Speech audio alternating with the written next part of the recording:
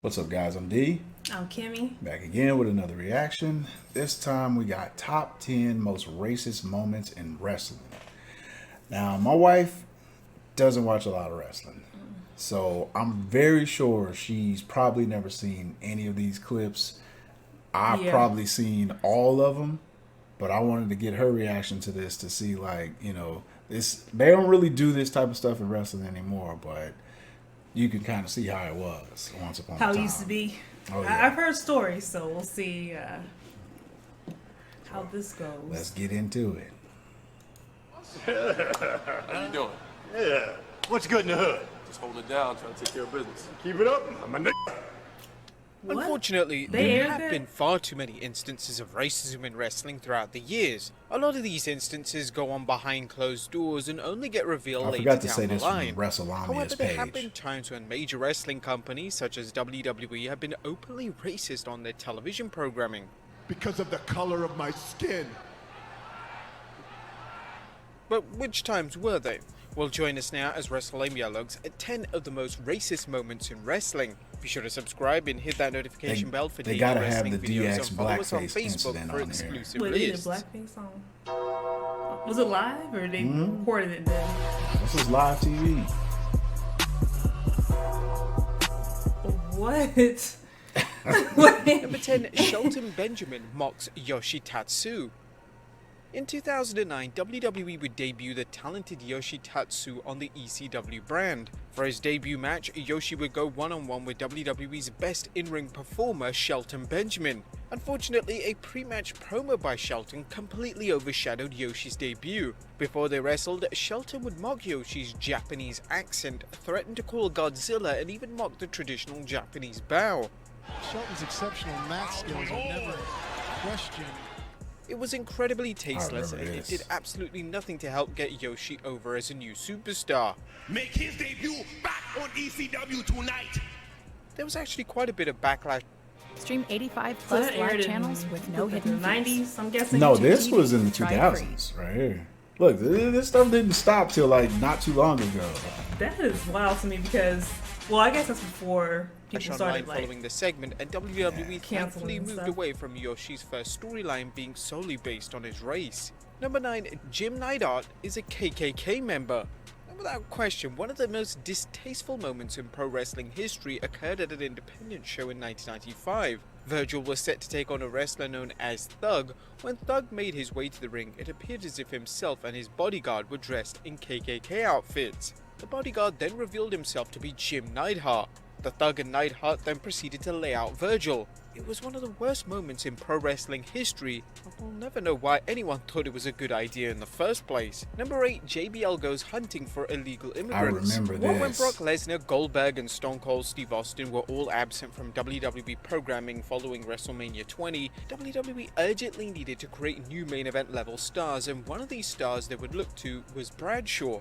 Bradshaw would be repackaged as JBL and begin a feud with Eddie Guerrero over the WWE title. An element of JBL's new character was a hatred for seemingly anyone who wanted to enter the US. WWE wanted to emphasize this point of his character so much so that they aired a segment which featured JBL hunting for illegal immigrants on the border between Texas and Mexico. Towards the end of the infamous segment, JBL would confront a family and then proceed to physically kick one of the individuals as the family ran away.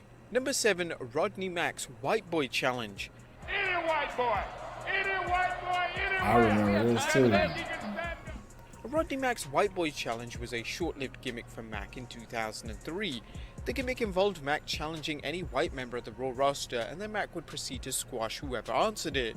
This would last for a few months before the challenge was answered by Goldberg, and obviously Goldberg was victorious. But during this time period, Mack was a part of a stable with Teddy Long and Jazz known as Thuggin' and Bugging Enterprises. Now, the stable consisted of African American superstars who believed that they were being held back due to their race. Unfortunately, although the stable would add a lot of talented superstars such as Mark Henry and Jazz, the group never obtained much popularity.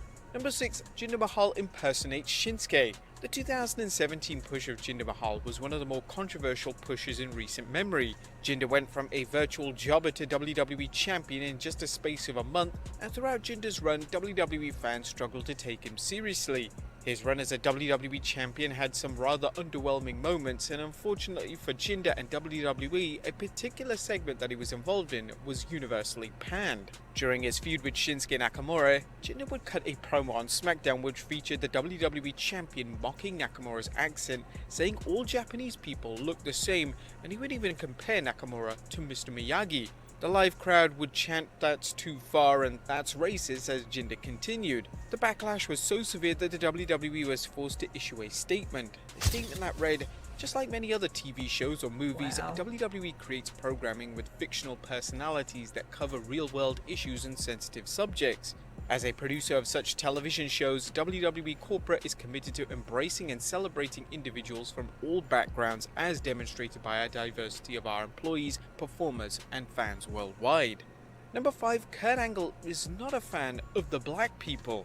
A New Year's Revolution in 2006 was notable for I a remember number of this things. too. Edge would win his first ever WWE title by cashing in on John Cena, and Kurt Angle caused a lot of controversy thanks to a racist comment he made during a promo.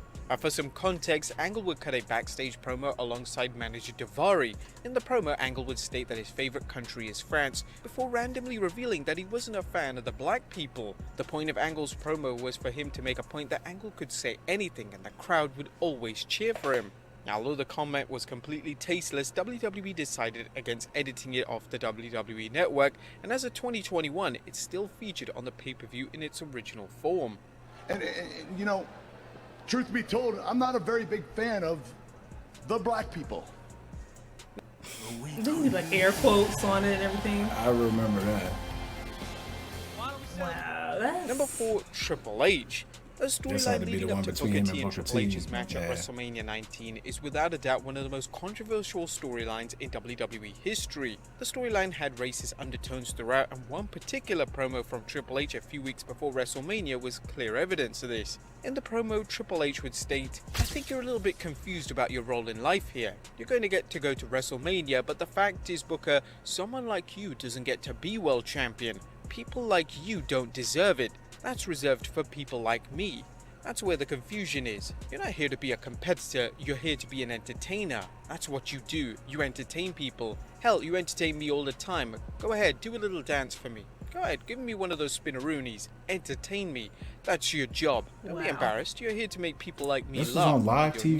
nappy hair and your suckers. No, he Well, didn't sadly, say it didn't nappy stop hair. there, as the WWE would air segments which featured Triple H throwing money at Booker. The telling thing him that to pissed carry his people bags, off and so even much Triple about H this telling was Booker when to they bring went to him a towel. WrestleMania, Booker T Although the lost storyline to was Triple H. controversial, No, WWE that could should've have made made sense. sense. WWE should have had him win. If Yeah. Booker simply beat Triple H at WrestleMania. Instead, he didn't, and Booker lost clean to Triple H. And to make things worse, the finish of the match involved Triple H hitting a pedigree on Booker and then waiting a whole 30 seconds before going for the pin. Number 3, Vince McMahon drops the N-word. At the 2005 Survivor Series, Vince McMahon would have a backstage promo with WWE Champion John Cena. To close the promo, the WWE Chairman would refer to Cena as the N-word and just walk off. Keep it up. I'm a Vince would then walk past Booker T and Sharmella, and Booker then proceeded to deliver his trademark catchphrase. He didn't just say that. And this without a doubt was one of the most tasteless and backward segments WWE have ever aired, and it just so happens to feature the WWE chairman himself. According to Bruce Pritchard, it was a different time and admits that the segment doesn't hold up. He stated, I don't think it holds up well. Probably so.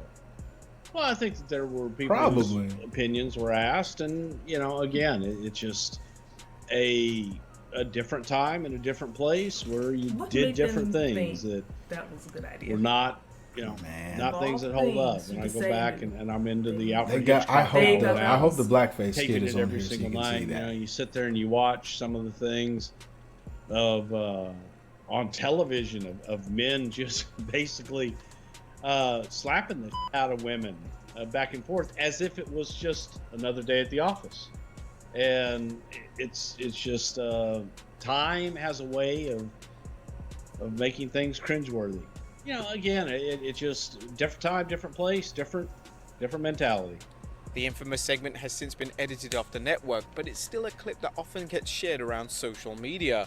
Number 2, blackface in WWE. There you go. WWE has unfortunately had a long-standing history with allowing their superstars to use blackface in a storyline. The first instance of this was with Roddy Roddy Piper, who Piper. proceeded to wear half blackface and half body paint for his feud with Bad News Brown. Another infamous segment took The place in the DX Attitude Era, and segment, it there it featured is. DX doing an impersonation of the Nation of Domination stable. In the segment, X-Pac would impersonate as Mark Henry and would have blackface to try and mimic Henry. X-Pac has gone on record to say that he hates the segment and wish it never occurred. This segment has been since edited off the WWE Network, and the final instance of this took place in the Attitude Era and featured Goldust in blackface for a match with Flash Funk. What Jesus The reason for Christ, this was at man. the time that Goldust was going through an identity crisis and was trying out new gimmicks. And number 1, Hulk Hogan's rant. In 2015, it was revealed that wrestling legend Hulk Hogan had gone on an anti-black rant during his leaked tape. In the rant, Hogan would express disgust with the idea of his daughter Brooke dating a black man. Hogan would repeatedly use the N-word as well as admit to being a racist. Following this revelation, WWE would cut ties from Hogan, releasing him from his contract as well as removing him from the WWE Hall of Fame. Hogan would also have all his merchandise pulled, and Mattel would stop making action figures of Hogan. As of today, Hogan believes that he's apologized to both the locker room and the WWE Universe. However, some don't feel that way. But there you have it, folks. 10 of the most racist moments in wrestling. Be sure to leave your comments down below, and I'll see you next time with some more wrestling content.